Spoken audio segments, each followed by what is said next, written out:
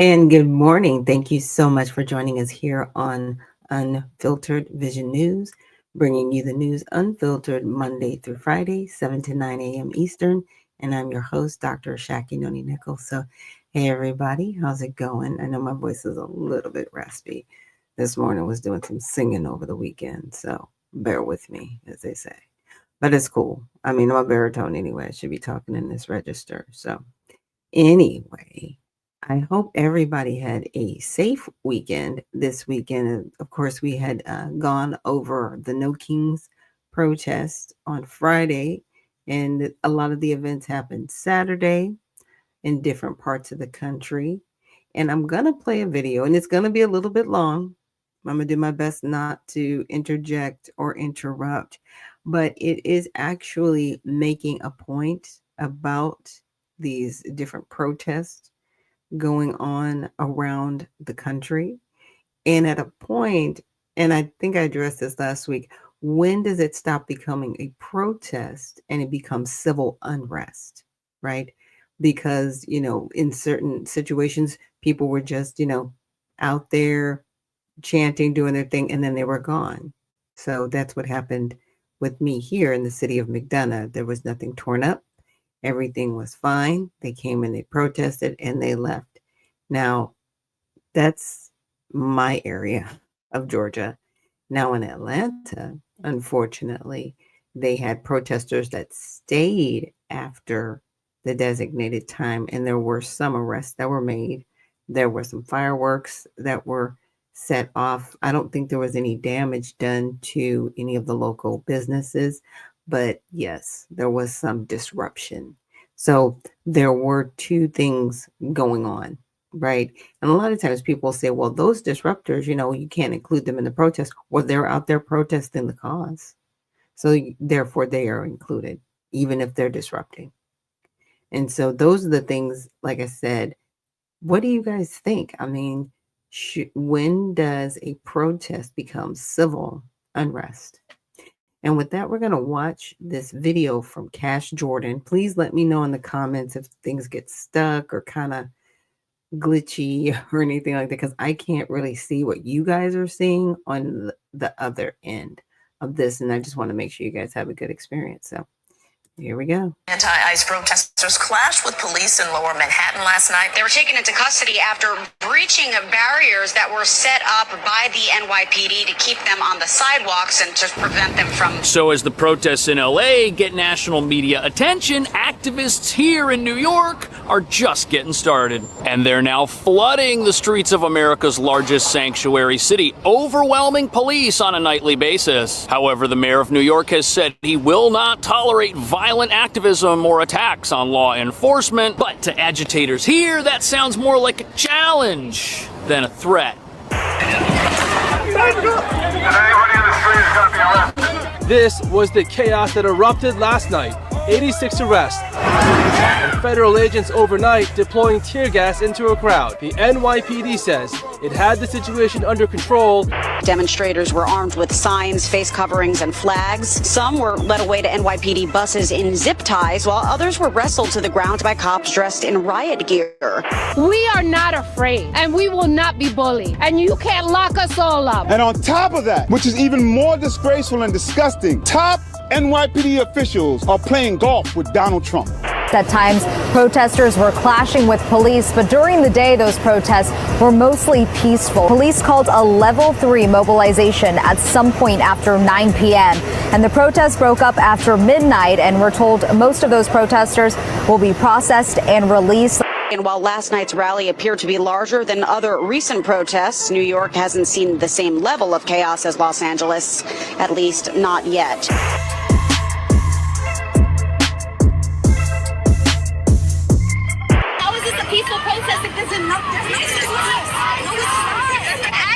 So these protests protests, they are starting to overwhelm the city and our police, but what nobody's talking about is that this radical, not-so-peaceful activism, although it gets on the news and goes viral, how does this legitimize the idea of illegal immigration? Looting, rioting, attacking police, these are not things law-abiding Americans think are okay, and now those things are directly associated with people breaking our immigration laws. But here's the thing, New York isn't law-abiding. It's the country's largest sanctuary city, and everyone here protesting only has their eye on defeating public enemy number one, which is why protesters recently stormed Trump Tower. Again. And what's crazy is we're at a major impasse in American society. The views of these rioters might be popular in LA and here, but not anywhere else, which has created a huge catch-22 for those running sanctuary cities. For example, in New York, all of our leading mayoral candidates are refusing to condemn the protesters or call for peace in our streets. And their platform for getting elected just involves standing up to President Trump, whatever that means. But that brings us to the real reason why these protests are happening in progressive cities. These are the only places left in America where you've got this critical mass of lawlessness. And if you want to see a map of where the next riots or protests will probably happen, here you go. But that's the thing, most of the country is red right now, and the law-abiding for years have silently suffered under the attacks of agitators. And to most of America, a president who's willing to deploy troops and send Marines to quell domestic uprisings will be hailed as a hero for standing up to the mob. But as you're about to see, the mob is already in the process of taking over New York City, and it's not exactly being peaceful about it.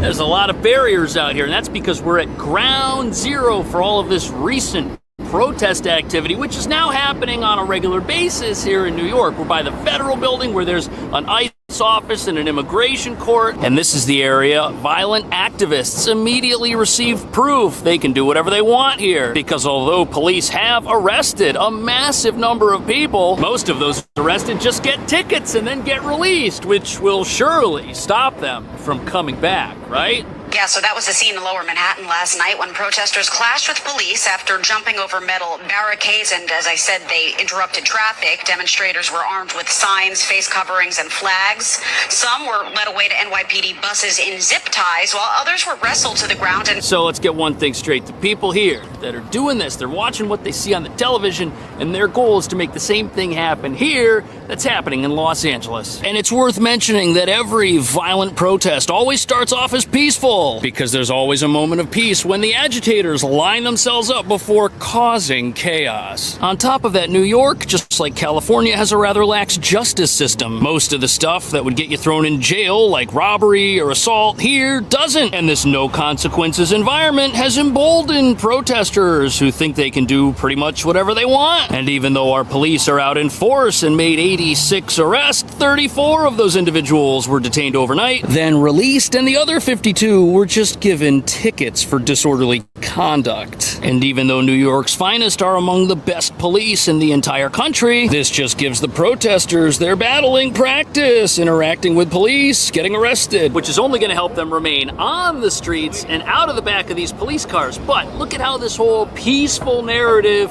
keeps getting pushed in relation to these protests. Protesters were clashing with police, but during the day, those protests were mostly peaceful. Let's take a look at some of the video we have from last night. Police called a level 3 mobilization at some point after 9 p.m.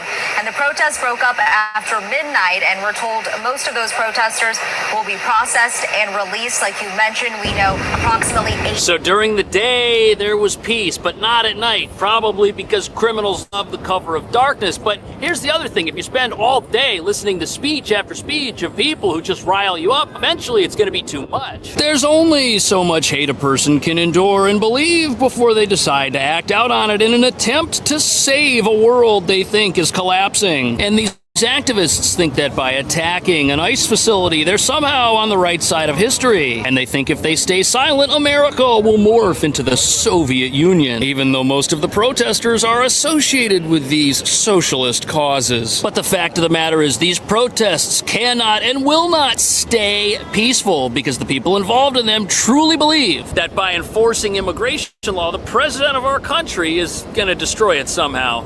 This is about as big of a crowd marching as I've seen in the city in quite some time. They're leaving Police Square now, making their way west through Tribeca.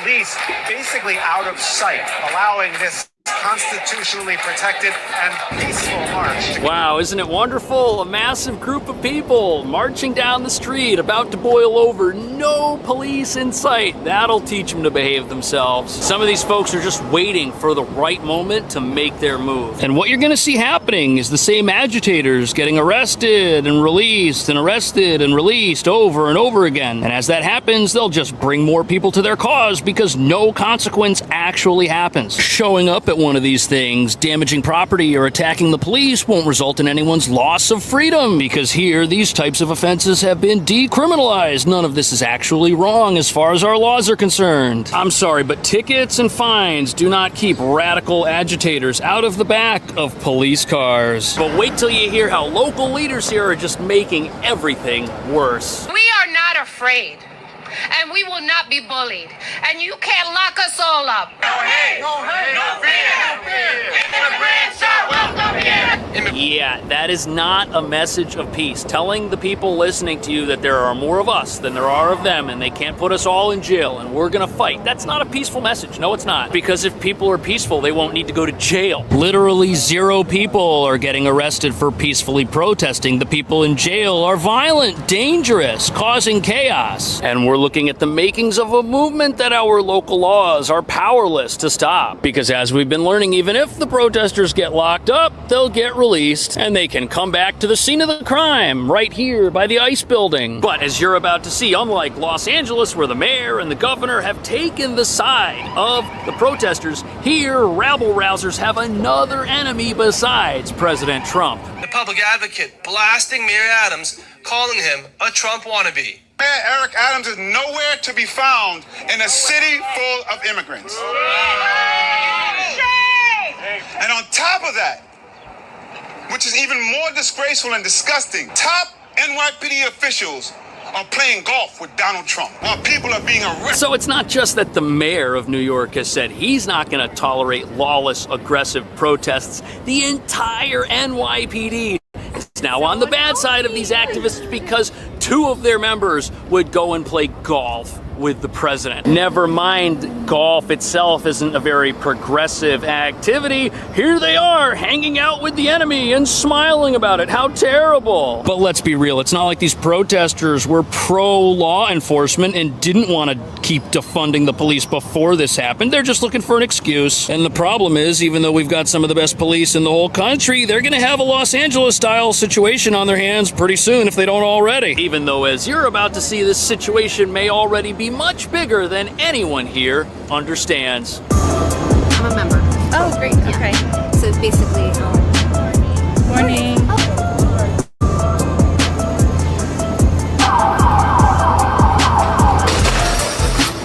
This over here is the entrance to the federal building protesters wish they could smash their way into and liberate people from. But the NYPD, our leaders are telling us they've got all the tools they need to handle this. After all, we've got a police force of 30,000 officers, the largest in the country. However, anyone who's been following the news here knows that that police force is too small for this city's over 8 million residents. And we've got so few cops that when we pull them off the streets and send them into the subway to stop crime down there, crime comes back with a vengeance above ground while continuing on our dilapidated public transit system. And since we've already got out of control crime here that we can't seem to stop, if protests happen on top of that, it might be too much. The New York City Police Department, we are expert in policing protests. We have lots of practice at it, and our cops are the best of the world.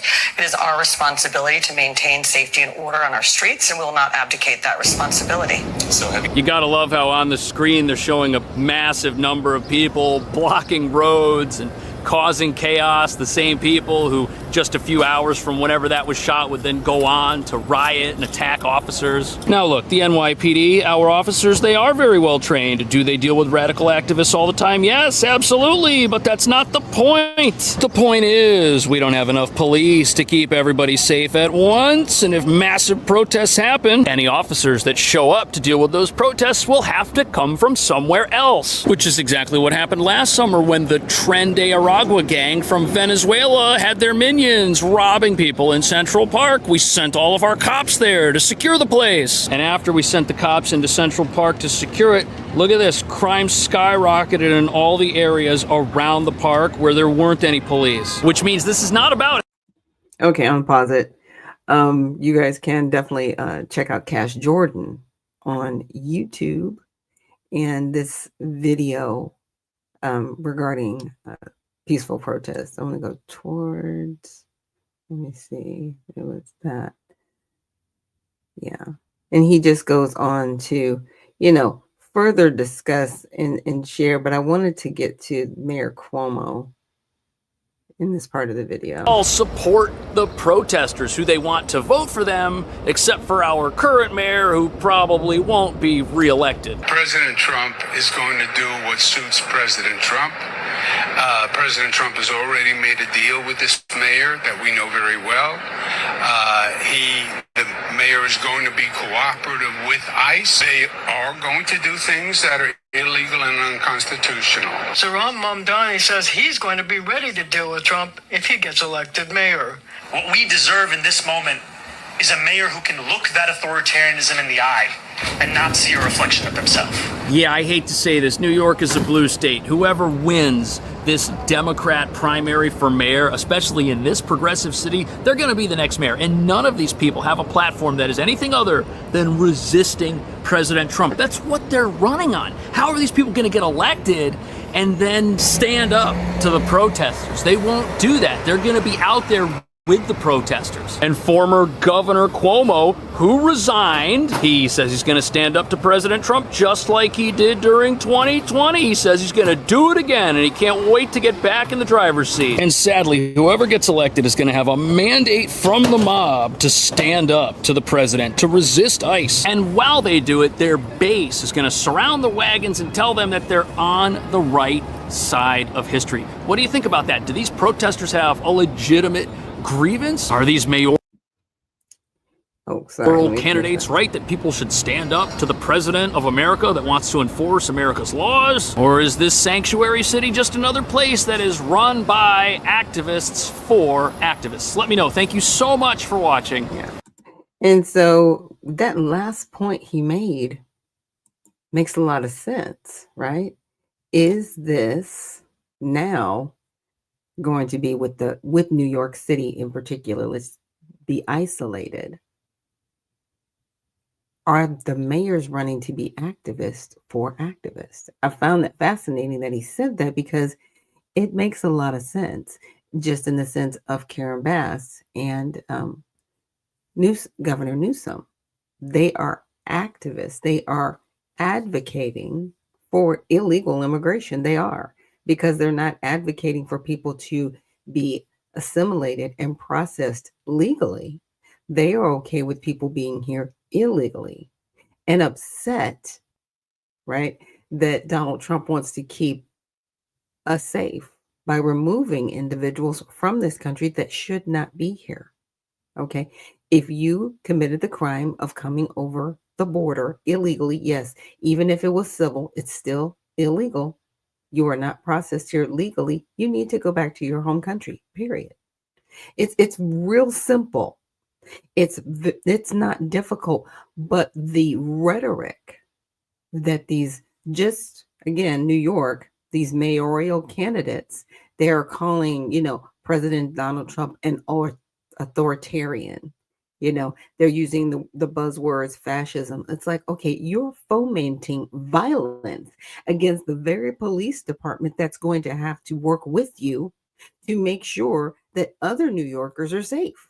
What are you doing? I mean, literally, what are you doing? You are not helping the situation. And, Eric Adams, he's gone against the grain because obviously he doesn't want to go to jail for some of the things that he committed outside of, you know, just rioters, protests, or whatever. So he's working along with ICE. I'm like, where are the New Yorkers that want legal immigration? That's what I'm wondering. Because in my opinion, there's more of them than they are of the rioters. We just don't see them because there's no anti-protest, right? Because at that point, it would be bad. I think it would be bad if people were anti-protesting what's going on. But I wanted to give a shout out this morning to Dr. C. Thank you so much for retweeting or reposting, the space. It's hard to not say retweeting because I'm just so ingrained in the Twitter lingo. But thank you so much, Dr. C, for joining us here this morning on Unfiltered Vision News. So again, what are we really doing when mayors are running to push back against the president of the United States? I'm like, you guys do realize he can shut all of this down. Like he is the president and the military is under his purview. And if things get out of control in certain states, yes, we've found out from California, Gavin Newsom, he was like, no, I don't want the National Guard there. I don't want a militarized city. Da, da, da. Guess what's happening at the ICE facility? They can't do their jobs.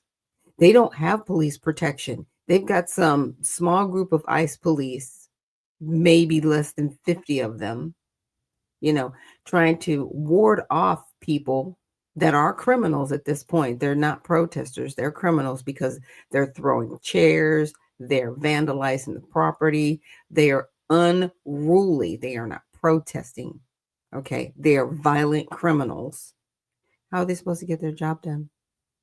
They can't.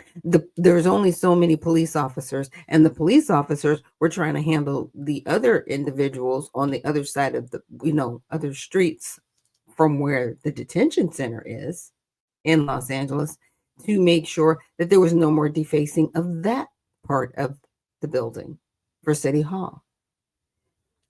Yeah. So, I mean, what are we doing? Oh, thank you, April, for reposting the stream this morning, this April showers. Thank you for joining us this morning. So, like I said, I don't know what's going to happen, but what I do know is these riots, they are off the chain. And I'm calling them riots. It's civil unrest. These individuals, just like Cash was saying, it's like, what are you protesting for? You're protesting for illegal immigration. Let me say that one more time so it sinks in for everybody. Protesting for illegal immigration. You're not protesting and saying, hey, we want these people processed. I mean, not that I would like it, but I respect it if you said, okay, we need to give these people amnesty. I don't want that, but I'd respect it, right? Because at least at that juncture, you're actually advocating for something. You're not advocating for anything but violence and Trump bad. Like that's all you are doing. Now, the next thing I wanted to play for you guys is a video of a sitting congressman. His name is Jamie Raskin, and he actually spoke at one of the No Kings events going on this weekend. Yes, a member of our Congress supports this organization. Now, this is the same organization supported by the ACLU, Planned Parenthood, and many others. The only reason I point out those two organizations is because they've never really stood for anything but destroying the country. And you would think, well, how does Planned Parenthood destroy the country? Well, they advocate for abortions, especially in Black communities. Okay.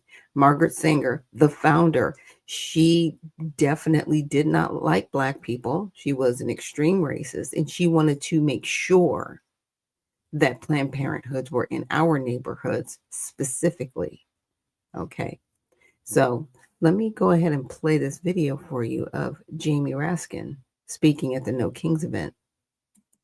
Yes, Donald, the Declaration and the Constitution were written by people who wanted to stop criminal bosses like you from taking state power. We will stand up for democracy and human rights and freedom all over the world. This is what it's all about. We have a constitution here, and we have to follow the constitution. And we don't have a king, we have a president. The president's job is to take care that the laws are faithfully executed. The laws passed by Congress, by the House and the Senate, and signed into law by the president. That's all the president's job is, not to trample the freedoms and the rights of the people, not to usurp the powers of Congress. So I was going to be out here regardless, but when they invited me to come to Philadelphia, I just thought it was too wonderful and too symbolic an invitation to come to the place where the Declaration of Independence and the Constitution were born, to come to where the Battle of Gettysburg was. And the people of Philadelphia, the people of Pennsylvania have always stood up for our freedom, our democracy, and they're doing it again. And the cries of the people will not be silenced. That is why. If we knew that Trump and his administration were going to comply with all the judicial orders, then we could feel pretty confident we could struggle our way through. But they have been, doing a do-si-do, 1 foot in, 1 foot out, sometimes complying, sometimes not. We got to make sure that judicial independence is respected, and that the... Okay, so for everybody that doesn't know, he's speaking. They're interviewing him at a No Kings event, and he keeps talking about we're democracy. We're not. We are a constitutional republic, and we have freedoms. And I'm grateful because individuals like him think they're emperors and they can tell us what to do, as opposed to what the will of the people want. The will of the people put President Donald Trump in office. The will of the people want illegal immigrants off the soil. That's what the will of the people want.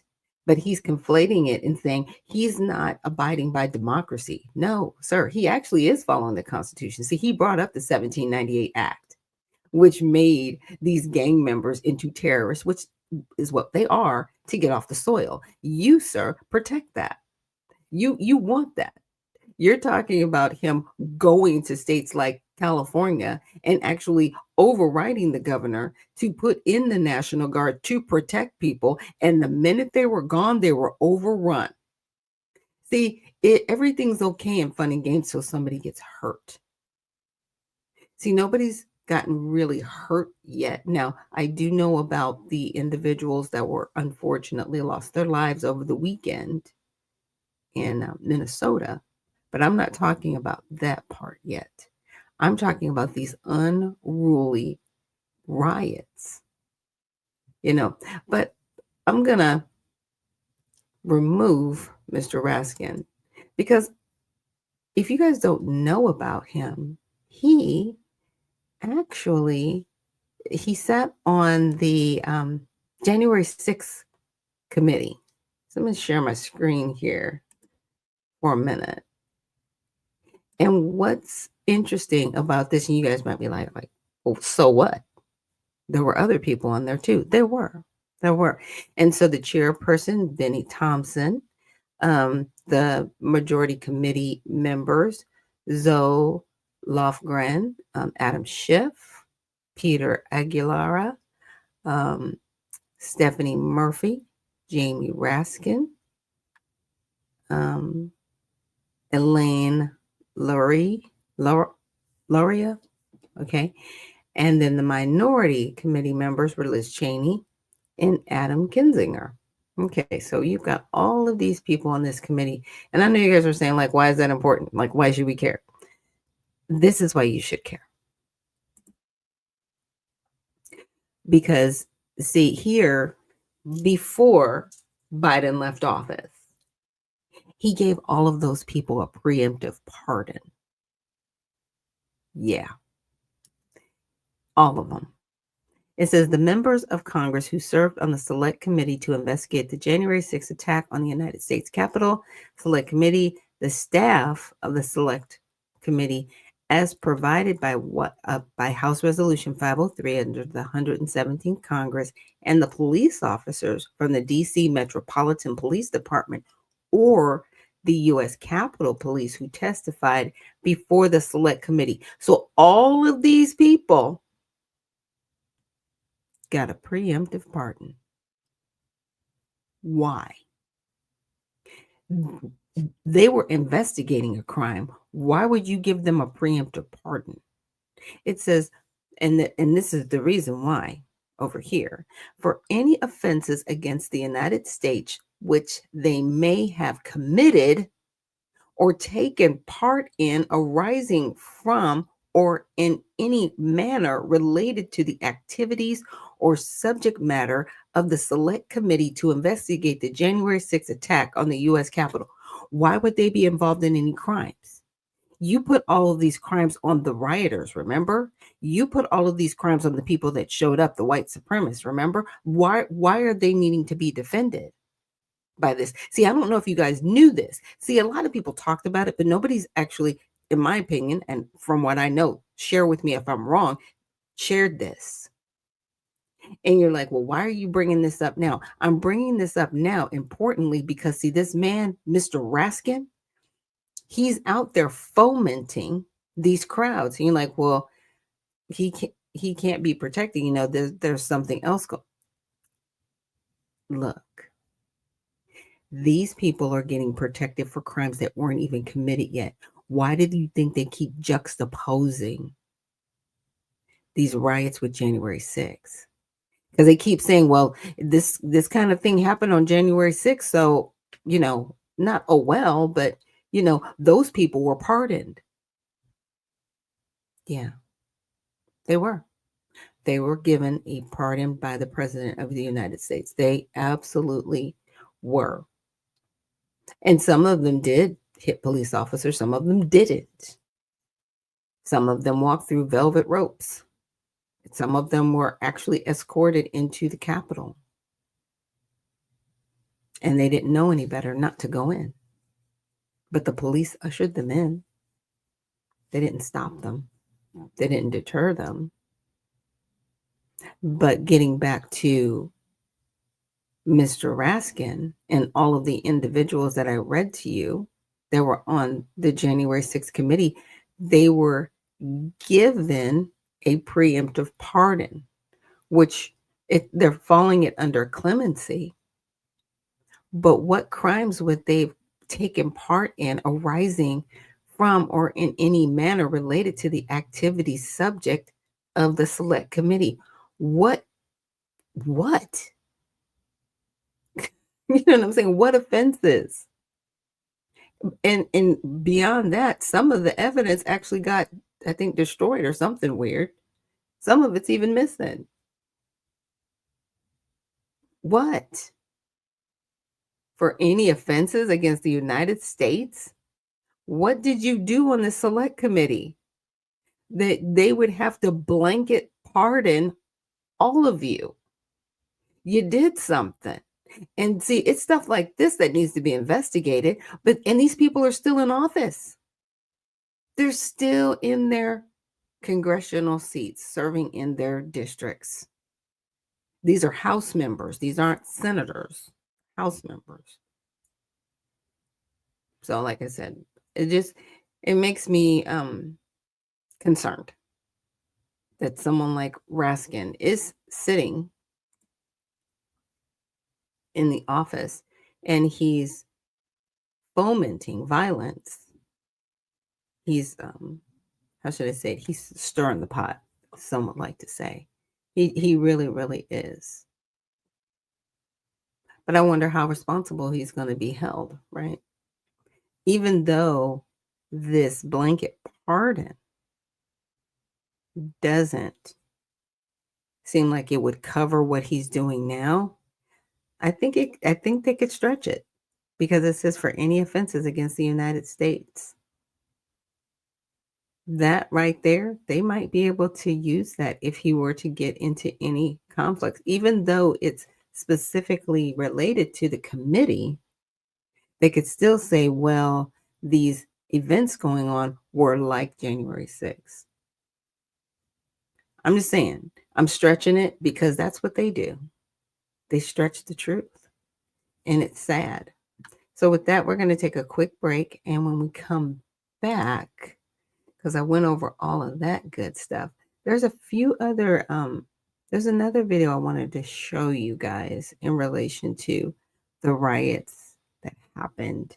And then we'll get into some more of the news. So we'll be right back.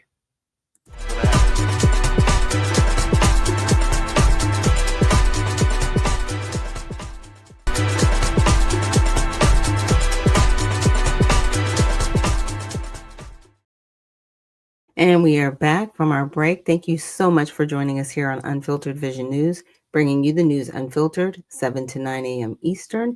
And my name is Dr. Ashaki Noni Nichols, and that's Monday through Friday, by the way. So I wanted to check out another video. I don't know if any of you guys have seen this, but this was actually posted on Ben Crump's Instagram. Now, he didn't necessarily record the video, but he created a reel and posted it. And I think you're going to find it interesting, this one.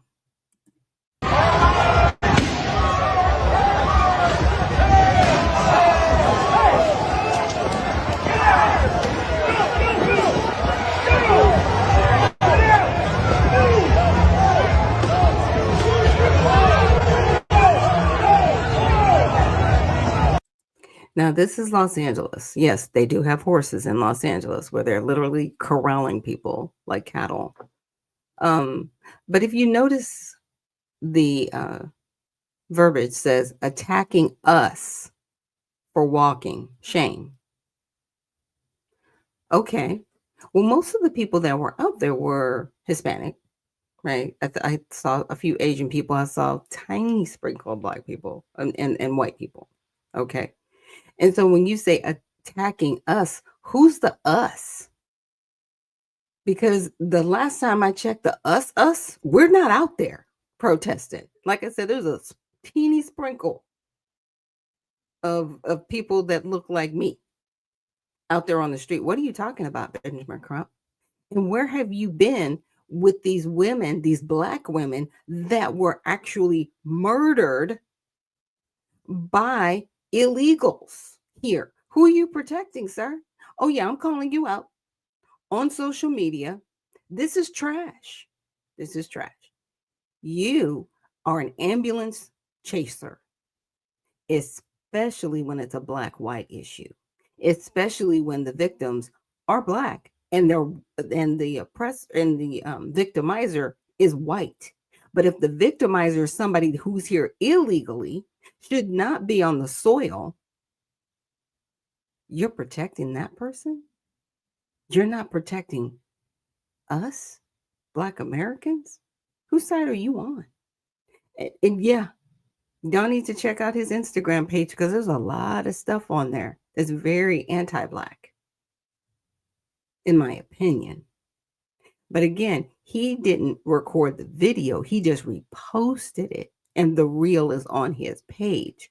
So if that's on your page and you're reposting it, that means that you're okay with this. Because see, these protesters, sir, they're out there supporting illegal immigration. They're not supporting legal immigration.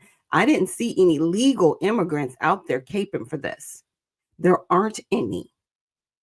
See, those individuals, by and large, voted for Donald Trump because they want illegal people out of here because they did it the right way. They actually want to be legal citizens of this country. They actually want to fly the American flag because they are proud to be U.S. naturalized citizens. But here you are caping for illegal immigration. Again, I got to call it out. I don't ever want to see your face again with the Black community talking about you care about any of us. You do not care. You don't care. No. That's one I'm calling out, guys, on this recap Monday. How dare you support that nonsense that's going on there? And you're an attorney? Really? But you're not standing up for the women who lost their lives to illegal immigrants. There's no press conference for that with you and Al Sharpton. Where are you? Oh, that's right. Because you support illegal immigrants. You support this. You don't care about the Black community. And I'm glad that you posted it because at least it lets us know who you are. We've known who you are for a long time, but now we just have proof. You've just substantiated it with this video. Thank you very much. Good job. But the other thing I wanted to say and mention is for President Trump.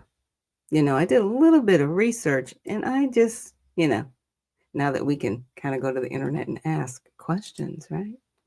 So I asked the question, can the president shut down immigration? And this is what the, AI came back with. It says, while a president has considerable authority, let me make sure this is big enough for you guys. It's not. Make it a little bit bigger.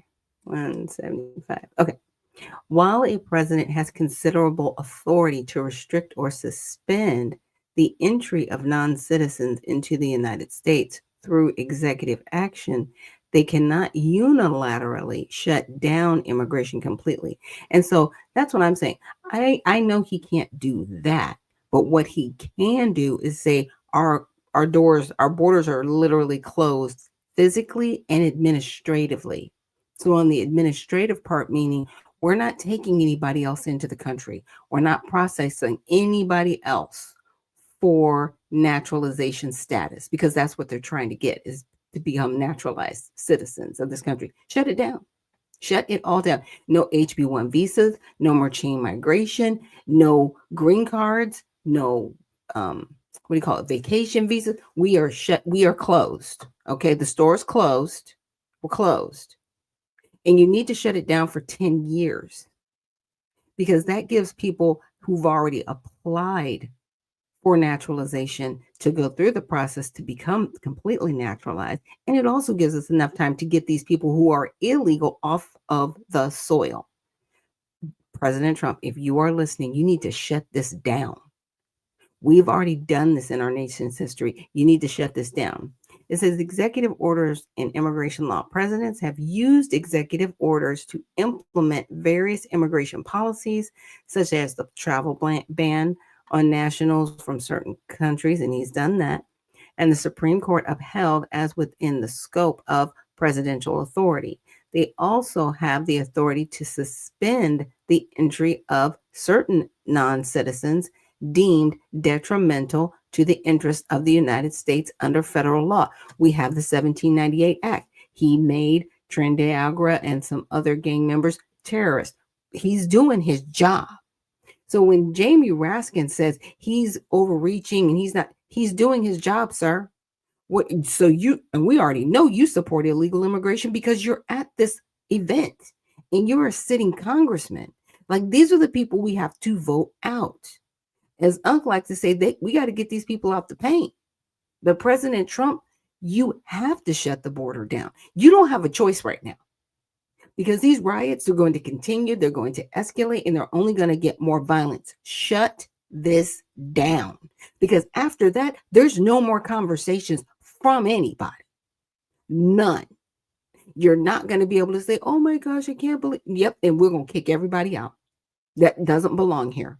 You're not going to get amnesty. You're going to get out of here because you don't respect the country. Leave now. Whatever flag you were waving over the weekend, that's the country you need to go to. Period.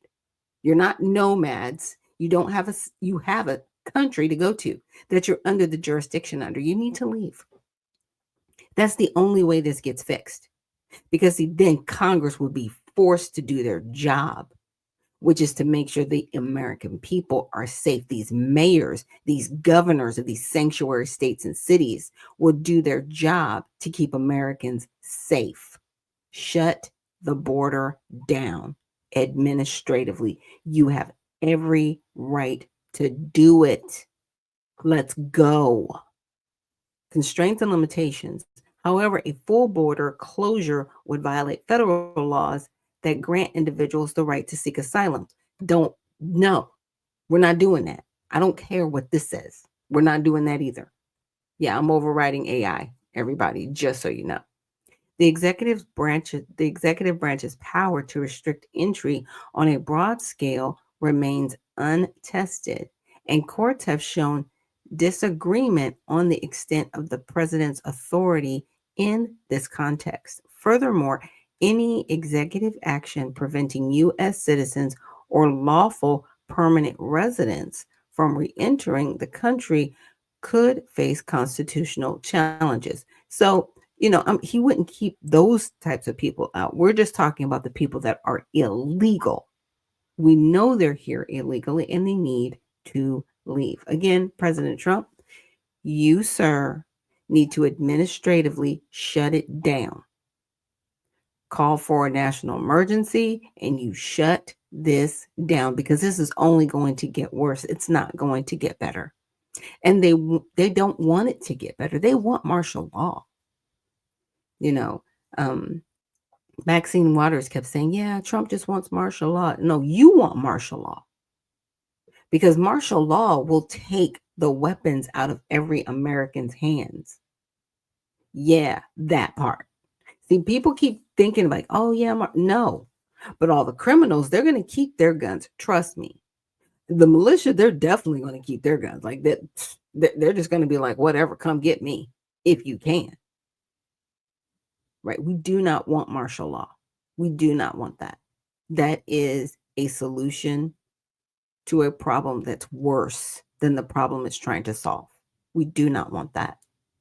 Don't advocate for it. If people start talking about it, the answer is no. Absolutely not. But I definitely want to check out all sides. Now, the whole thing that's going on with Iran and Israel is very sad. I'm not going to get into it because I'm not very good at foreign policy.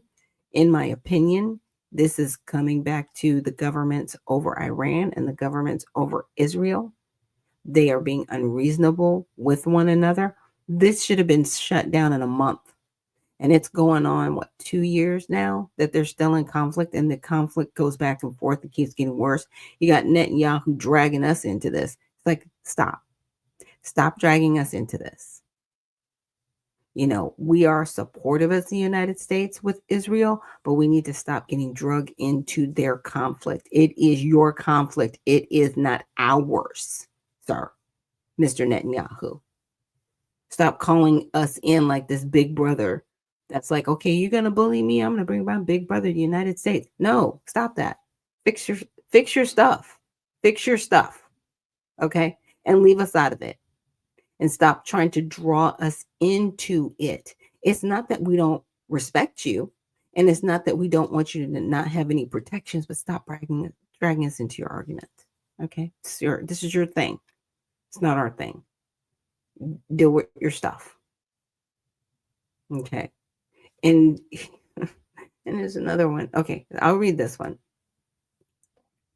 So how involved is the Trump administration in the Israeli strikes on Iran? Well, let's just see how far we're involved.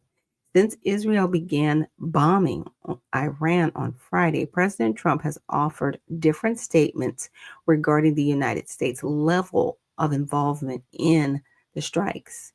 So first strikes, we knew everything. So on Friday, Reuters, that center bias, reported speaking to Trump, who reportedly said, we knew everything and I tried to save Iran humiliation and death. The Wall Street Journal, which is also center, reported asking Trump what kind of heads up Israel gave him, to which he replied, heads up. It wasn't a heads up. It was, we know what's going on. Also on Friday, Trump wrote on Truth Social that he warned Iran an Israeli strike would be much worse than anything they know, anticipated, or were told. So the U.S. declines Israeli request. So according to a Saturday report from Axios, which leans left, Israel had asked the U.S. over the weekend to join Israel in the bombing of Iran, but the Trump administration had declined. Axios noted Israel attacks the bunker buster bombs and larger bomb aircraft needed to destroy Iran's Fordo uranium enrichment site. If Fordo remains operational after the operation ends, Israel will have failed in its goal to eliminate Iran's nuclear program. So there's additional strikes, nothing to do with. Okay. As Israel and Iran continue to exchange bombings of each other on Sunday, Trump distanced himself from the latest round of Israeli attacks. Trump wrote on Truth Social, shortly after 12 a.m. Eastern on Sunday, the U.S. had nothing to do with the attack on Iran tonight. If we are attacked in any way, shape, or form by Iran, the full strength and might of the U.S. armed forces will come down on you at levels never seen before. However, we can easily get a deal done between Iran and Israel and end this bloody conflict. Reuters headline is from early Friday, and the Telegraph, which leans right, is from early Saturday. Trump's statements in the two headlines are ostensibly referring to different Israeli strikes, right? So there were different things going on. You know, I gotta respect Donald Trump. He's at least consistent. And when he says he doesn't want people dying, he does not want people getting injured, right? He doesn't want that for anybody. But it's very difficult when you have individuals that are so bent on fighting. And a lot of this conflict between Israel and Iran, it goes deeper than just, the nuclear weapons. Some of it is holy war stuff. And it's difficult as the United States, because we shouldn't be involved. And I'm glad that Trump is staying his distance from it and from the sidelines saying, hey, you guys need to come to a resolution. So that I definitely appreciate from him. So we're going to take a quick break. And when we come back, we'll get into this Minnesota lawmakers, deadly shootings. And then I also wanted to, take a look back at some immigration stuff and just remind us of how some of this is coming about, and again, how things are escalating, and we really don't want to see that. So we will see you guys on the other side.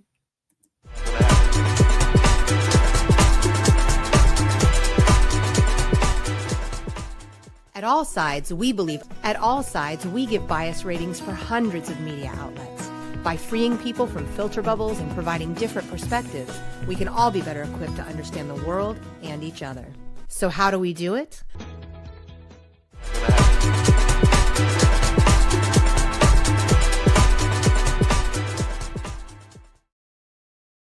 Hey, and we are back with Unfiltered Vision News, bringing you the news unfiltered Monday through Friday, 7 to 9 a.m. Eastern. And I'm your host, Dr. Ashaki Noni Nichols. And we got an actual comment from Unc, and he says, good morning. We have enough going on our own, or on our home soil, sorry. Everyone else has to take care of their man-made wars. We're minding our own business. And I definitely agree. There are just things that we shouldn't be involved in. I mean, when I say we have an all-out full-scale war here on United States soil, we do. And people have to remember, war is with words. It's not tanks and guns like we see, and everybody associates that with war. No, war is with words. Okay. And then behind those words comes action. So, yeah, we need to, mind our business and take care of the wars that we have here. I wanted to briefly get into this Minnesota lawmaker, the lawmakers that were targeted. And unfortunately, people did lose their lives over the weekend. But what do you guys think out there? Do you think that this is a setup and a distraction? Right? Or do you think, and unfortunately, like I said, people did lose their lives for real. But do you think it was set up to deter what is happening, because these particular lawmakers actually voted on a bill that would remove certain services from people here illegally, right? So do you think somebody was, advocating, and maybe in the advocacy, they said, okay, we've got to take certain people out and we've got to do it right now while we have so much emotional heightened, I shouldn't say, how should I say it? Let me say it backwards. There's a heightened state of emotion. There we go. And they're riding on that and continuing to just put kerosene on the flame to get it bigger and bigger. So 2 Minnesota lawmakers and their spouses were targeted in separate shootings at their homes on Saturday morning. Former House Speaker Melissa Horton and her husband were killed, while Senator John Hoffman and his wife were severely injured. The suspect has not yet been apprehended. Now, I know, I'm trying to see, when was this done? This was done Saturday. So I think since that time, I think they've caught up to the suspect. Not totally sure, but I think they have. So the shooter reportedly wore a police badge and uniform and used a vehicle fitted with emergency lights to approach the homes of the Democratic lawmakers. After the shootings, the suspect escaped, leaving behind a manifesto listing other politicians' names and a stack of flyers for No Kings protest taking place on June 14th. Governor Tim Walz described the attack as a politically motivated assassination. Interesting, right? To me, that is so convenient. Like, oh my goodness, you've gone to their house and you say, oh my goodness, you've got a manifesto in the car. Oh my gosh, you've got these flyers for No King. It just seems so staged. And I'm sorry that people lost their lives behind this, but this is crazy. Really? Manifest was going to be in the car with these flyers that police are going to just be able to find? Either you're a horrible criminal or you're just willfully ignorant.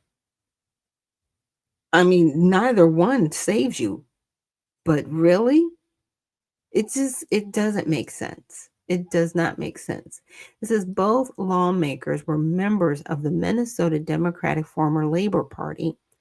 Hortman was a vocal advocate for equal rights and had recently faced criticism for voting to cut state health benefits for unauthorized immigrants in Minnesota. Hoffman authored a bill on aging and older adult services this session. The shootings occurred on the same day as nationwide rallies in opposition to former President Trump. Well, he's current President Trump. Organized under the slogan "No Kings." Okay, I see what they're saying. And when they did it, he was the former president when they were organizing all this stuff. And now it's kind of coming to fruition. So Unc says the demons are trying to take the killer, a Republican. Okay. Yeah. Yeah, they're trying to make the killer Republican, but he's not. He was actually put in a position by Governor Tim Walz. I was doing a little research on him, actually. It's kind of interesting. This guy. So this is how the media covered it. So NBC, that leans left bias, provided a more detailed account of the night, including a map of where the shootings took place. It highlighted the suspect's impersonation of a police officer and the targeted nature of the attack. BBC News, which is center, emphasized the involvement of law enforcement agencies and the FBI in the manhunt. New York Post, which leans right, focused more on the manifesto left behind by the suspect. In criticism, Horton faced for voting with Republicans to amend eligibility for Minnesota Care. Now, I understand. Oh, let me read this comment really quick. Oh, thank you, Dr. C. It says, greetings, founder. Yes, it definitely is suspect. Yeah. And what I find fascinating is, I was in different spaces over the weekend just to kind of see, like, okay, well, what's going on with this guy? His name is Vance Luther Walter.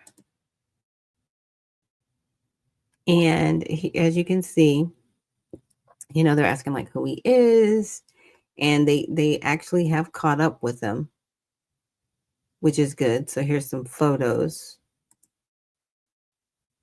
that they've it says Minnesota suspected assassin Vance Boltler captured live after intense manhunt for fatal shooting of Democrat.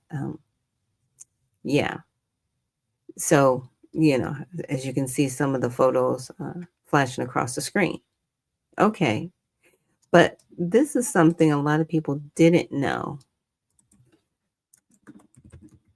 Oops. Don't have to do all caps.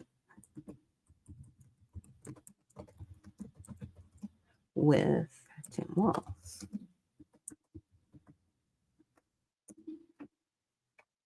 So, he actually was associated with Tim Walz. He was a former appointee of Tim Walz. So you saw how I read that article, and Tim Walz was like, yeah, this is really sad. This is going on. It's like, bro, if this is the person that did it, you know him. You know him. What? It says, is suspect Walter a former appointee of Tim Walz? Shocking details revealed in Minnesota's shooting. And I took a lot of screenshots, and I have them saved on my phone. I haven't brought them up. But he was selected to the governor's workforce development council by Tim Walz. So yeah, you kind of know this dude.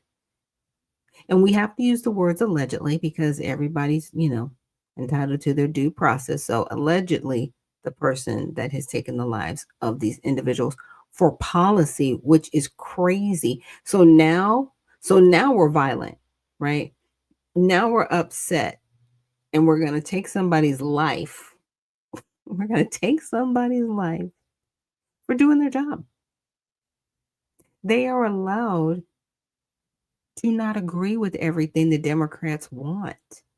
Yeah, people that are here illegally should be taking off of the rolls because they should not be receiving any government benefits. They need to be able to take care of themselves.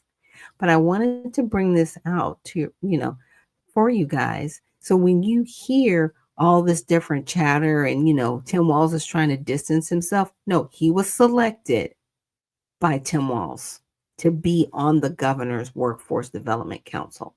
Okay. So definitely get out there with your screenshots now.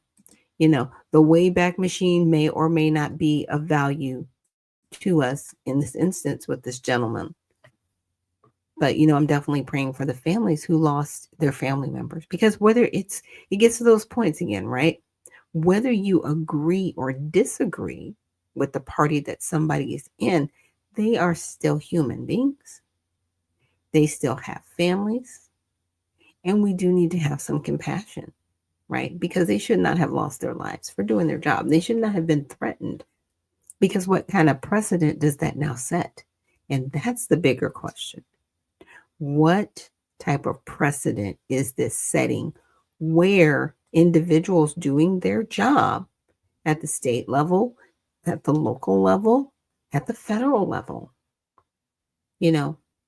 are they going to be subject to losing their lives for doing their job, right? A job that they were actually elected to do, because it's not like you can just put in an application to be a state senator or state rep. You have to actually run for the position, and it's costly. I know, like, for some seats here in Georgia, it's costing upwards of $5,000 to $10,000 to run for those seats. And yes, you have to pay to run. You can't just run.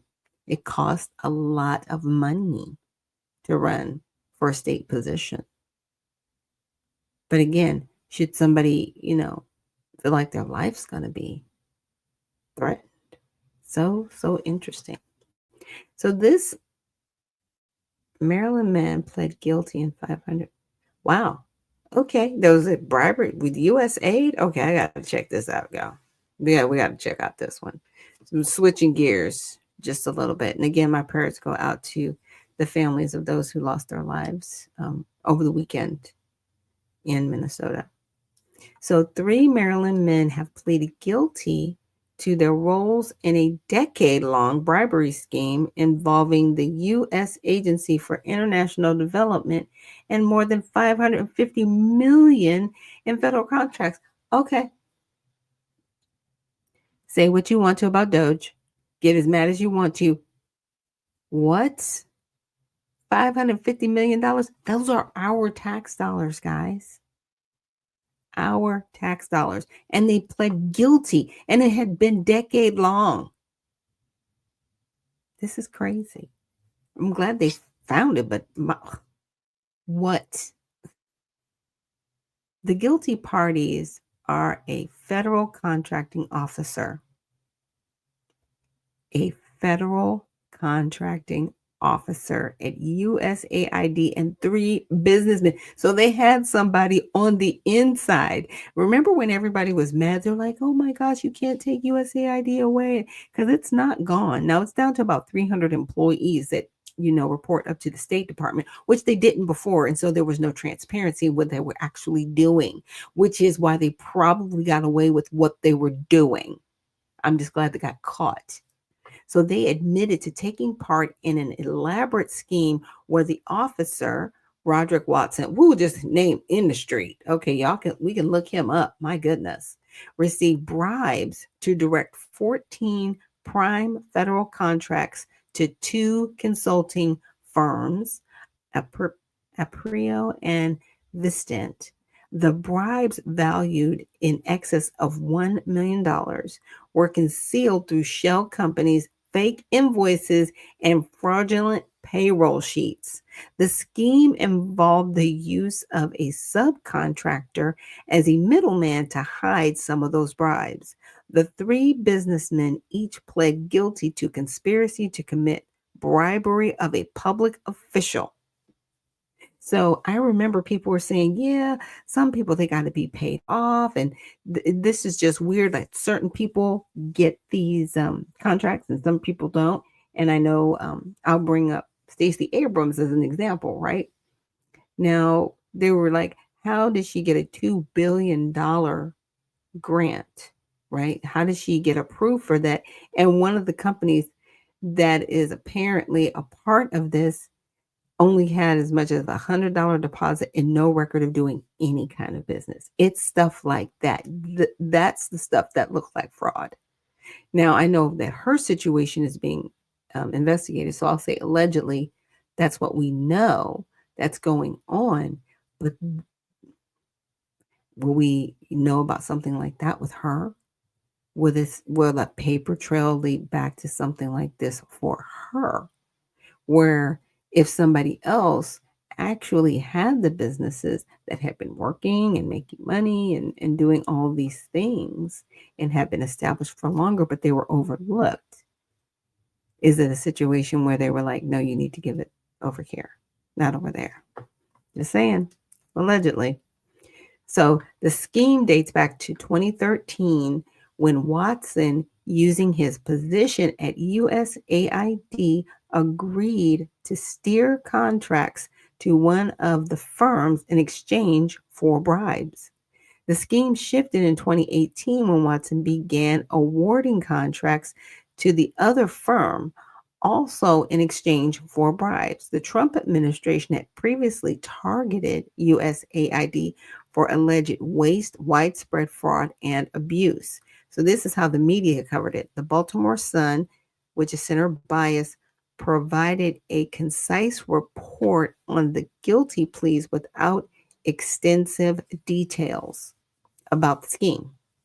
The New York Post, which leans right, included details about the bribes received and the methods used to conceal them, while highlighting criticisms of the USAID by the Trump administration. The Daily Record, that leans left, provided details and the history of events related to the case.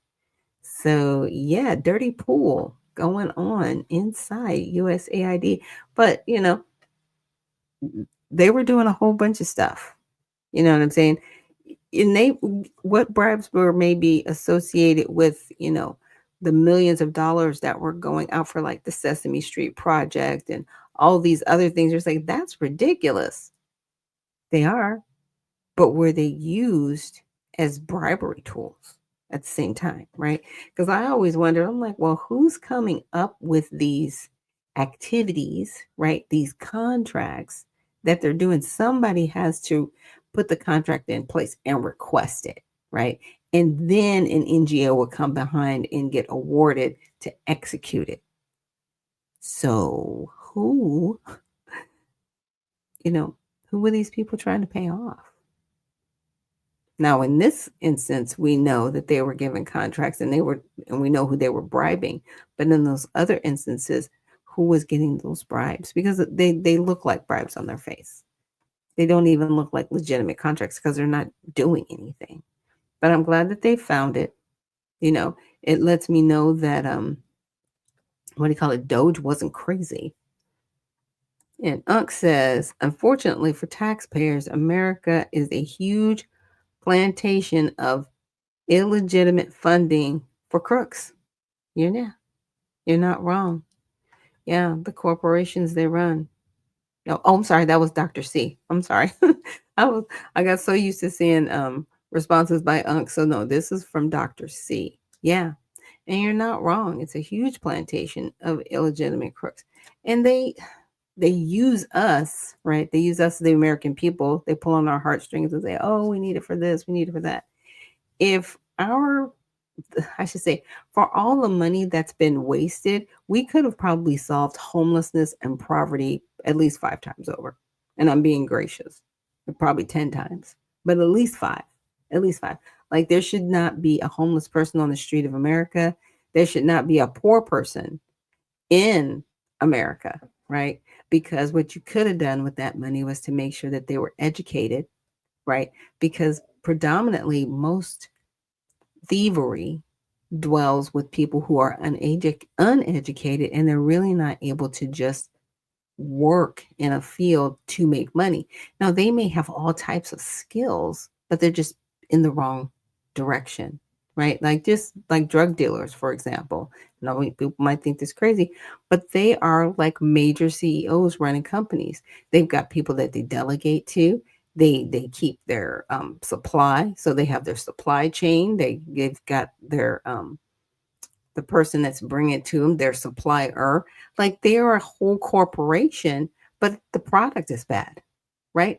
So imagine putting that person with a good product, right, that they could get to people and make sure that they have what they need when they need it. They are excellent businessmen and women. The product is wrong. If there was a better product, we'd have a better outcome, right? But see, here's the difference.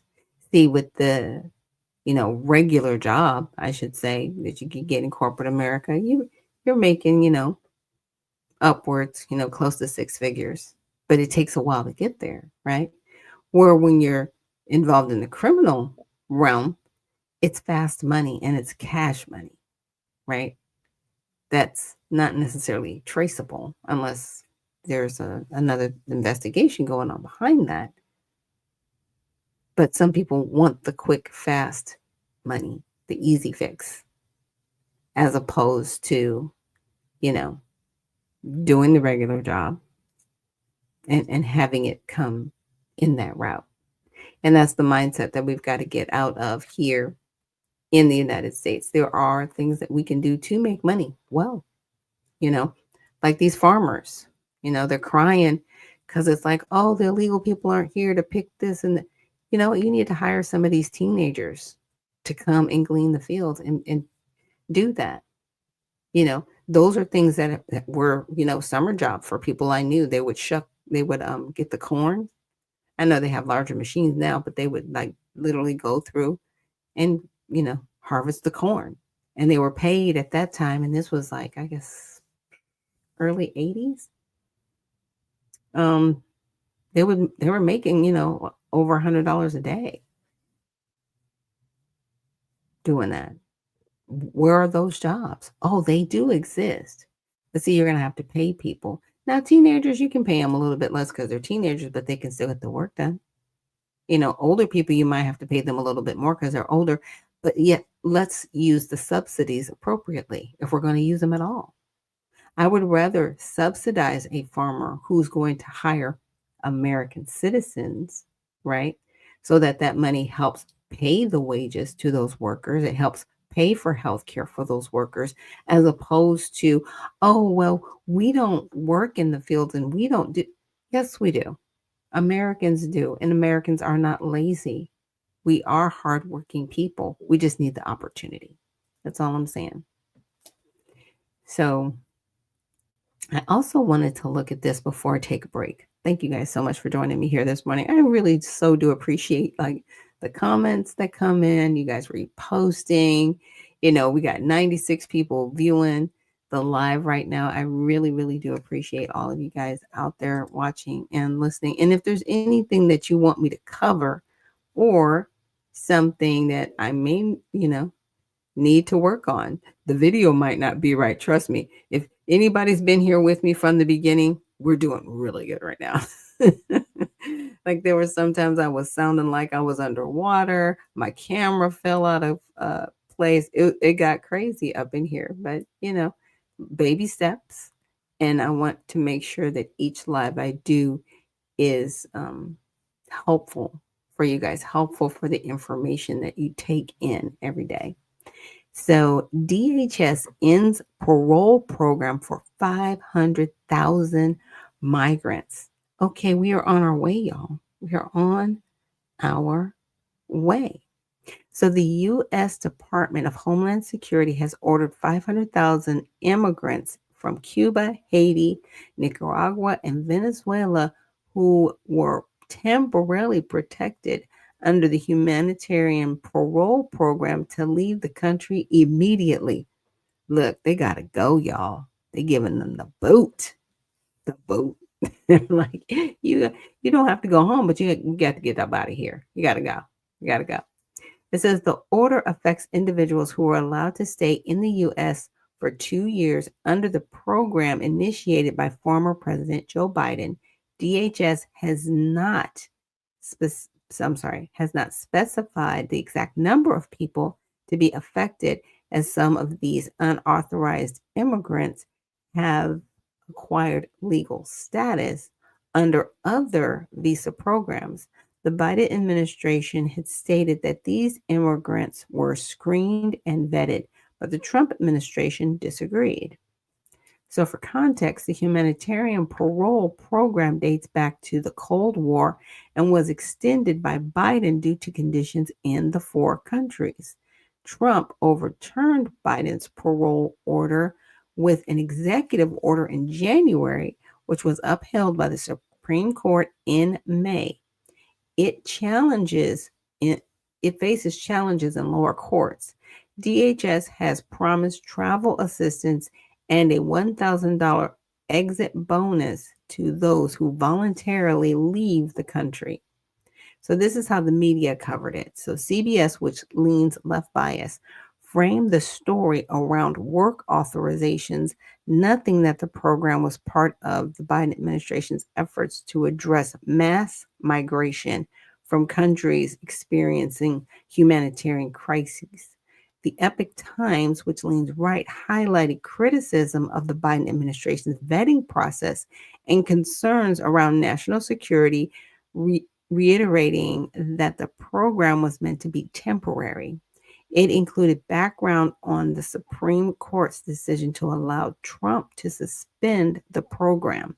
Now, the BBC, which is center, focused on the background of the humanitarian parole program during the Biden administration, its expansion by Biden, and the legal challenges the order might face. So it's very, like I said, it's kind of intense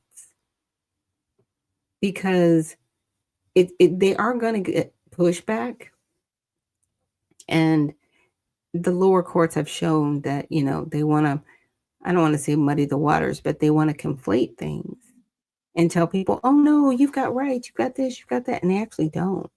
And so this is why we're having the protests that we're having, right? Because even though the Trump administration, they are working within the legal boundaries of the law to get these people removed. What Biden did could definitely be overturned. It was in an executive order. The only branch out of all three branches that we have that can change anything when it comes to naturalization laws or immigration laws is Congress. They haven't done that. Okay. So for people out there mad at the Trump administration, like, oh my gosh, I can't believe you're doing this. Congress, here's the thing. You're not going to try to change it to make illegals legal, because you can't, because we already have naturalization laws in our Constitution, and it does say that Congress can change them. But what are you going to do? What are you really going to do? Are you going to allow murders and rapists in our country? Are you going to do that? Are you really going to allow people to come over here to our country that have not assimilated? They have not been properly vetted. They are rioting in the streets, right? As opposed to being law-abiding citizens. They're not law-abiding. And this is why people don't want them here. So what are you doing? I mean, what are you really doing? And it has really come to a point where this is a fever pitch. And this is something that I wanted to bring up to everyone. Now, this is a document that I pulled up for you guys a couple weeks ago. And this talks about the replacement migration.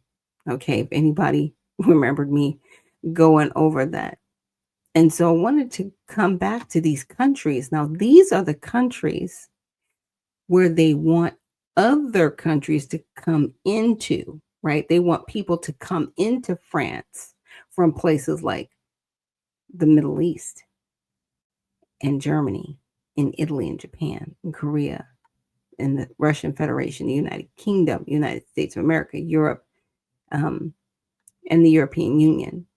They want all of the other third world, underdeveloped country. They want those individuals to come in and replace people here in these countries. And there's 10 of them listed. I thought it was 12, but there's 10 countries here listed. Now, for some of these countries where this has been going on, like Germany and in Europe, they now have majority Islamic populations, and they have no-go zones. But in those countries, rapes have gone up for women. Violence and criminal activity has gone up.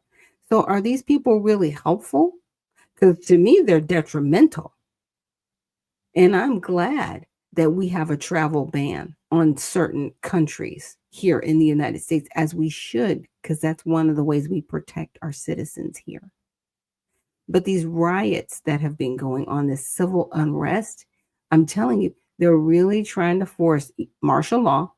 That's one thing. And I also think they're going to try to push amnesty and say, well, if you just give them legal status, they'll be fine. No, they won't. They'll even be worse criminals because they already don't respect the country. They're waving flags from other countries. They're wearing flags from other countries. And I even saw somebody waving the flag upside down. I was like, oh, now we're in distress. Now we're in distress. Well, you're not wrong. We are in distress, and you're causing it. Because this is not a peaceful protest. And when they keep yelling that out, it's like, you're not being peaceful. You're being disruptive. And you are causing civil unrest. And in my opinion, they should all be arrested and not just arrested and released, like the video that Cash, the first video that I played with Cash Jordan. You know, a lot of these rioters, and they are rioters, they're not going to jail for a long period of time. They're literally getting a slap on the wrist and they're released. Or they are kept for 24 hours and then they're released. So where's the consequence? There's no consequence for these people, and they know it. That's why they're causing the civil unrest. And guess what? Nobody's going to come out and counter protest. Nobody's getting into that. Is that your play, Democratic Party? Because that's who, look, y'all are out here caping for this Democratic Party. Specifically, it's you. It's nobody else. Nobody else wants this. Everybody wants them to go home to their respective countries. And we always have to remember the Office of New Americas. Okay. This is also part of it. And Cities for Action. And I was going through their website and I found something pretty interesting here too as well, is that there are 13.2 million immigrant essential workers in the U.S., including 280,000 undocumented healthcare workers. So you guys, there's over 280,000 undocumented. How are they working? When we have U.S. citizens that can't get jobs, how is this possible? See, it's stuff like this that we really need to start challenging these mayors and these governors over, states. And guess what? It doesn't necessarily have to be a sanctuary state that this stuff is happening in. That's the other thing I need people to know. So, South Carolina, for example, they have a lot of illegal immigration going on over there. They're not booting those people out. And that's predominantly a Republican state. They have a Republican governor. They've got 6 Republican members of their House. They only got 1 Democrat. And their 2 senators, they're both Republicans. What's going on in South Carolina? And I wouldn't doubt that some of those healthcare workers of that 280,000 are probably in South Carolina. See, just because it's not a sanctuary state doesn't mean that sanctuary activity isn't going on. That's the difference. It's what activity is going on in these different areas. Yeah, 280,000 undocumented healthcare workers. See, here's what's driving me nuts. How can undocumented and healthcare worker be in the same sentence? So you've got people here illegally getting money, but U.S. workers can't get those jobs. And then you want to say that U.S. citizens are lazy.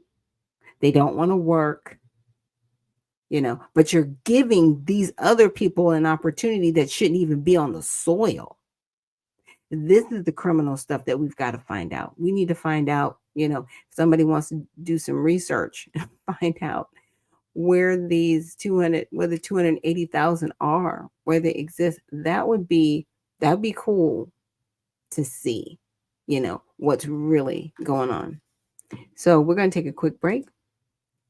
And when we come back, we're going to, finish up with some more articles because we are recapping what has happened over the weekend. And we'll be back. I'll see you on the other side.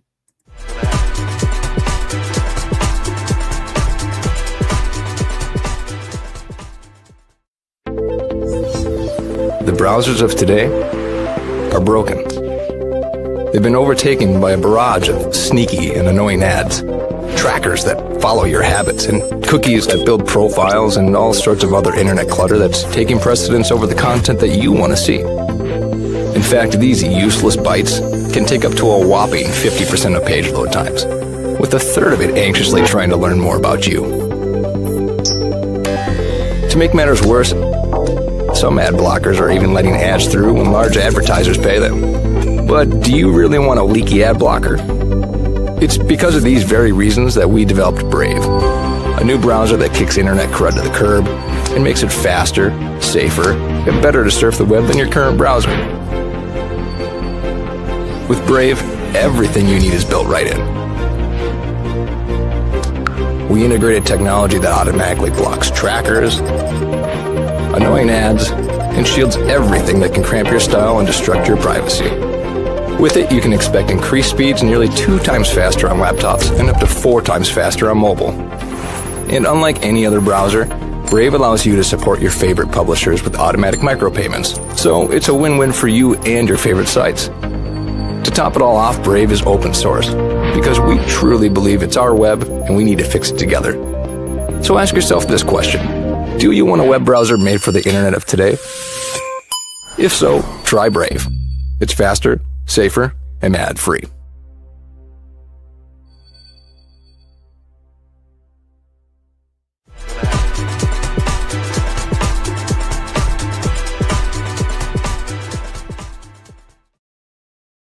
And we are back. Thank you so much for joining us here on Unfiltered Vision News, bringing you the news unfiltered Monday through Friday, 7 to 9 a.m. Eastern. I'm your host, Dr. Ashaki Noni Nichols. And so I wanted to get into this article. It says, the next conservative civil war is coming. I found that interesting. So the next flashpoint in President Donald Trump's battle to reshape the federal judiciary is coming, and it's dividing the right. Trump recently appeared to declare war on the Federalist Society, the powerful conservative legal advocacy organization that played an essential role in his election both in 2016 and 2024. After one of his first-term appointees ruled against him in a major challenge to his tariffs, Trump launched a public tirade against the former chair of the group, Leonard Leo, 2 words, who Trump described as a sleazebag, oh my goodness, who probably hates America, before blaming the group for bad advice. Okay. Yeah, civil wars can be intense. And he did have a lot of people around him in his first term they did not like the country. I mean, I'm just going to say it straight up. These people were interesting. I'm just saying. So the next conservative civil war is coming. Yeah, I could see it. But the more tangible potential rupture with at least parts of the conservative legal movement is coming over Trump's decision to nominate Emil Bove, formerly Trump's criminal defense lawyer, currently Trump's enforcer at the Justice Department, to the U.S. Court of Appeals for the Third Circuit. So prominent members of the conservative legal movement have been publicly speaking out against Bove's nomination, arguing that he would be more loyal to Trump than the rule of law. That in turn has sparked a backlash against Bove's critics from Trump allies eager to install a new set of judges who may be less tied to the old guard on the right. And see, this is the interesting stuff. You know what I mean? I don't want to say these are like the conversations that they have behind closed doors, but it almost is, right? Because they're bringing up things like, yeah, you know, he's going to show favoritism and we don't want that favoritism. And I'm like, they all do it. They all do it. We saw with the Biden administration, everybody went along with what he wanted. And you make it seem like people that want to go along, Trump is not going to be forever. Biden wasn't forever. And you can see how things always change if the seat changes. Political parties, the ideologies, right? And this is why people are tossed by the wind, because they have no direction. And this is what sets up the Redemption Party, you know, in a different place than some of these other political parties. Because see, with the redemption parties, like fiscal responsibility, limiting federal government to empower local government, one community at a time. That's more movement structured than ideology. There's no ideology in the party, right? I have to fight against it all the time because, I think I went a little bit of a tirade last week, and I was like, no, there are certain communities and groups, we do not support them. We do not support them as a party because that's not the party's focus. The party's focus is what I told you, those 3 items.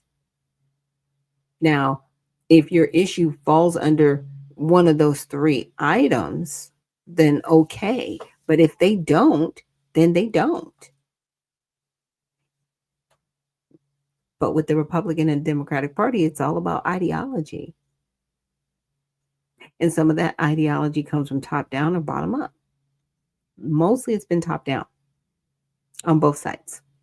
So it's a remarkable turn, and it threatens to further destabilize an alliance between Trump and the establishment conservative legal community that has been critical to his presidency and that has produced one of Trump's most durable political achievements, stocking the judiciary with conservative judges and securing sweeping wins at the Supreme Court, from abortion to affirmative action and presidential immunity. Okay, so a lot of those that they mentioned, those just fall under the Constitution as the right thing to do. That has nothing to do with being conservative or not conservative. You can't federalize abortion. You can't federalize it because it's a procedure, period. And it should never be federalized because people are always going to disagree. That's why it was given back to the states. Done. They did their job. It wasn't a conservative issue, nor was it a progressive issue or a libertarian issue or a liberal issue. It wasn't. Affirmative action, that's humanitarian. Okay. So regardless of where you were at, coming back behind the 13th, 14th, and 15th Amendment, yeah, affirmative action needed to happen. Now, how it's executed is horrible. And that's why it was overturned, because it was still not necessarily constitution in the way they were using and applying it from the way it was written and to be used. Presidential immunity goes without saying. We already have it outlined in our Constitution. I don't know why people even took the time on that. It was a waste of time. Total waste of time. So the outcome of this clash could also have a real impact on how Trump's second term unfolds. It could influence not just Trump's next wave of judicial appointments, but how the president's most aggressive attempts to dramatically expand presidential authority, from the dismantling of huge swaths of the federal government to the unprecedented deployment of the U.S. military in Los Angeles, fare in the courts. Okay, yeah, it was unprecedented what he did. He did the same thing that they did in Alabama because he saw people and they were under threat, right? And so Unc says, recap of the cities for action. Remember, there were 200 cities for action in 22 to 24, who mayors agreed to support illegal immigrants over Americans.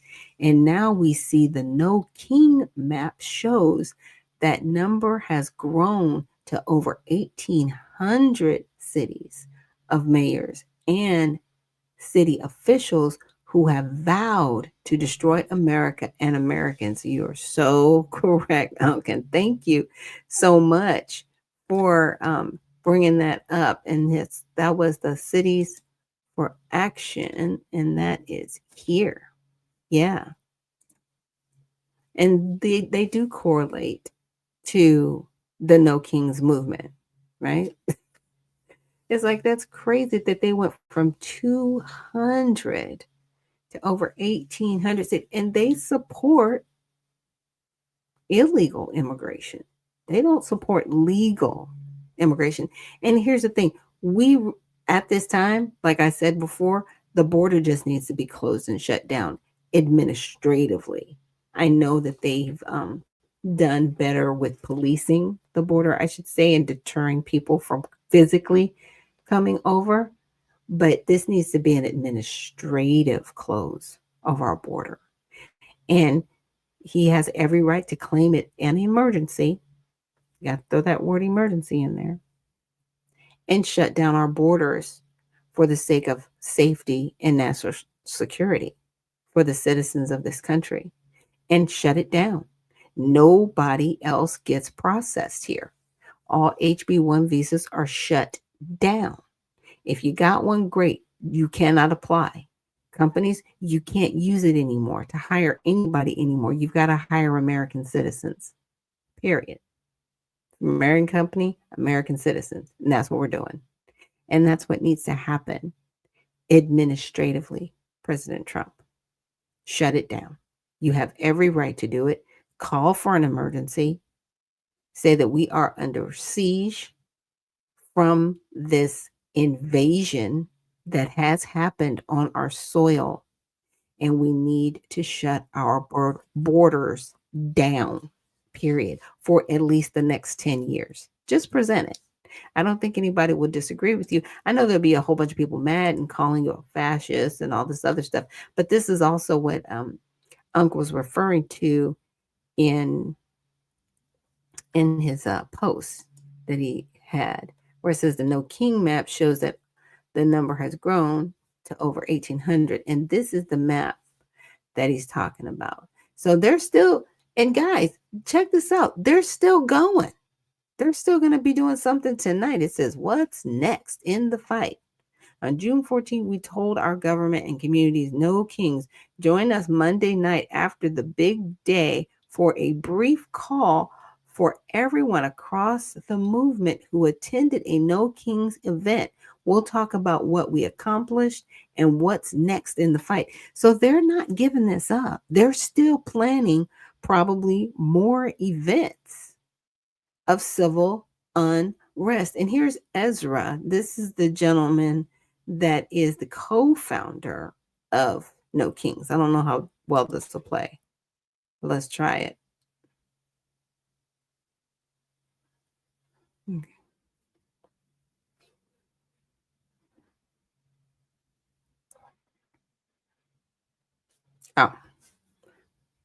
Oh, we are not watching 2 hours. Let's see if we can find him.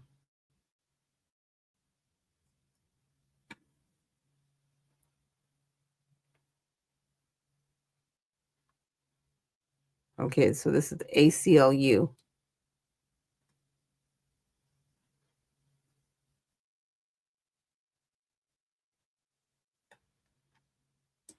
Okay, I need to stop right there. Love can drive out the hate we're seeing.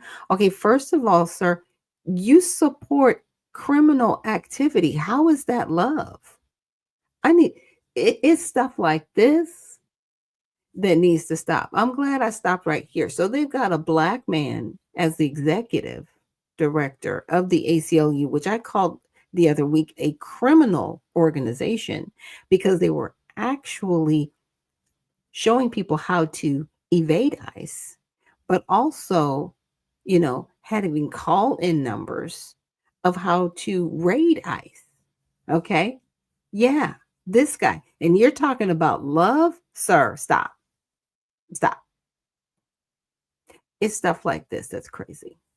Like that's really crazy talk. I'm just trying to go through here and see if I can find this Ezra person. I think this is the other lady that's the co-founder. Let me see if this is her. Oh, she's indivisible.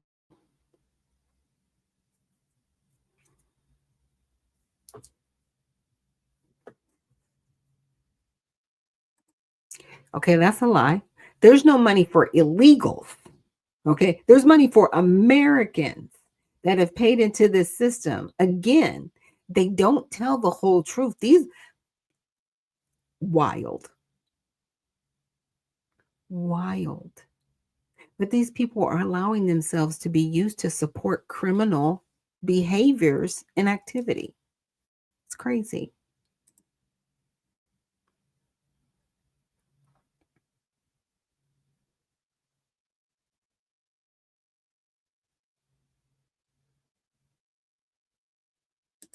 All lies.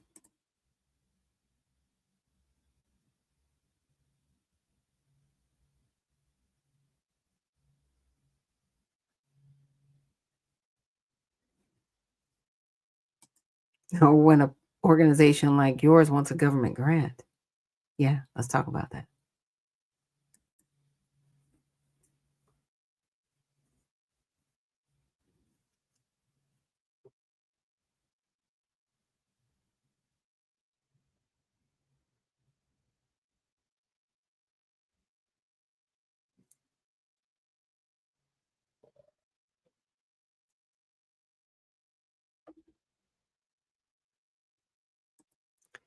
Our neighbors disappeared off the street. See, I gotta let y'all hear. I have to do both sides, right? But it's like, stop. Where were all these protests when Biden was in office? Did I miss anything when Biden was in office? Did we have massive protests? Were we out in the streets, blocking the streets and, rounding up illegal criminals? Were we doing any of this stuff? I'm just saying, were we doing? I don't think we were. I think everybody was told to keep them safe. Oh, yeah, that's right. They were staying in hotels, right? Walking over veterans that were homeless, by the way. Stuff that this young lady is not even going to attempt to fix because that's not her purview, right? Her position is to create outrage and intense emotions so people will then go out and continue to attack one another. That's her position, truly.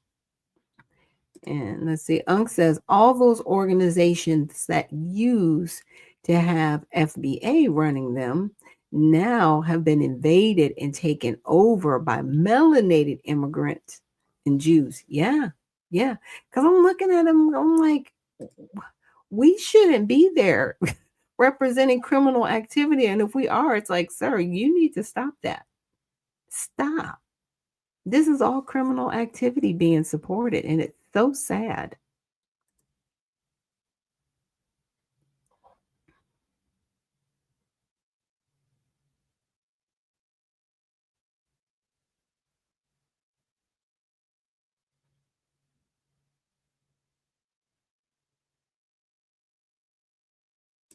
Okay, first of all, we have a constitutional republic. So she's off code. All right, she's off code talking about this democratic whatever. It's just like, no, we do not have it. We have a constitutional republic, ma'am.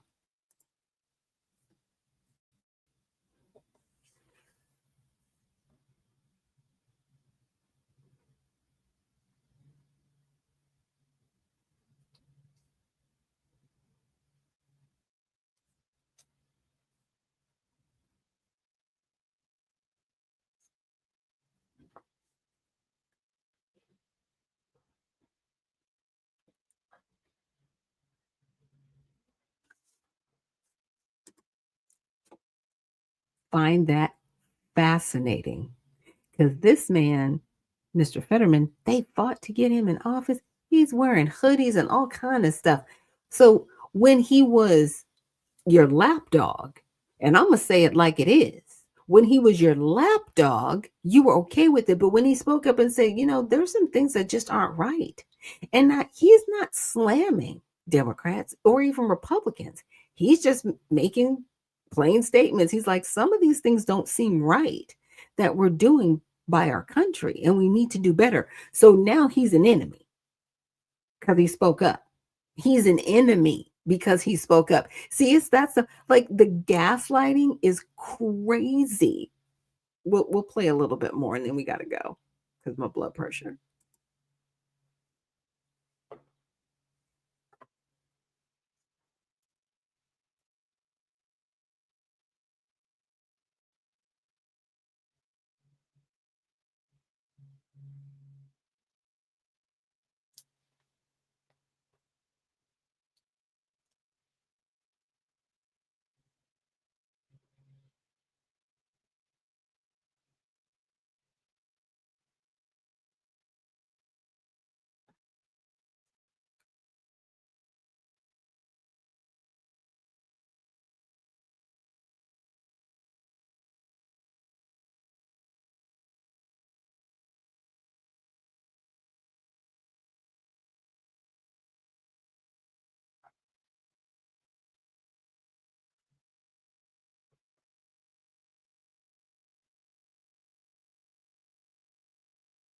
Okay, so I gotta go on that one. But the sad part, in my opinion, with everything this young lady was saying, is she's like, yeah, we need to resist and we need to go again. It's like, but what for? Right? You're telling these people, it's like, oh no, they're gutting Medicaid. They're not gutting Medicaid. They want people to actually transition off of Medicaid and have a job if they can, right? If they are able-bodied and working, they don't want them on the dole. They actually want people to be successful in life, those that are on welfare, right? Receiving services. Okay. They keep talking about our neighbors. Well, what neighbors are you talking about? Because some of these individuals had to be removed, like in the instance of the gang that was in Colorado, right, where they had taken over the apartment complex. And instead of the mayor really protecting those citizens, yeah, they had to bring in federal law enforcement to get the gang out of here. Donald Trump had to deem them terrorists to have them removed. And these are the people that you want to protect? It's that part. See, it's crazy. It's so crazy. Oops. It said, is there audio to this? I can't hear. Oop, there was. I'm sorry. I guess I could hear it and you can't. I am so sorry. Yeah, she was speaking. And, I hate I didn't have like the little closed caption on the bottom. But in essence, what she was saying is she was talking about how, the Trump administration, they're taking away your health care, they're taking away Social Security, they're taking, these things away from you. And if anybody has read the Big Beautiful Bill, there's actually increases to Medicaid. There's actually increases to a lot of social programs. There just are. But there's also provisions in that bill to remove people from getting services that are not here legally. And so what that means is, even if you're here on a visa, you're not going to get the services. You're here on a green card, you're not going to get the services. You're not going to get them because they are not for you. They are for American citizens that are born or naturalized. That's it. That's it. The reason why he brought up, Donald Trump brought up the 14th Amendment is to make sure that, again, people aren't just having children here on the soil that they shouldn't be. They're just, making up immigration laws as they want to and trying to force us to accept criminal behavior. And that's just something we're not going to do here in the United States. So I wanted to thank you guys for joining me here again on Unfiltered Vision News. I also want to let you know we will not be on the air Wednesday, Thursday, and Friday. I'm going to be taking a little bit of time off. So I will see you guys back on Monday. After that, I'll be on tomorrow, which is Tuesday, which is our Tell It All Tuesday. So I'm going to make sure I'm going to have some information for you guys on that day. But thanks again for joining us here on Unfiltered Vision News, Monday through Friday, 7 to 9 a.m. Eastern. And my name is Dr. Ashaki Noni Nichols, and I will see you guys tomorrow. Thanks again for joining us. Stay well, stay focused, and stay unfiltered.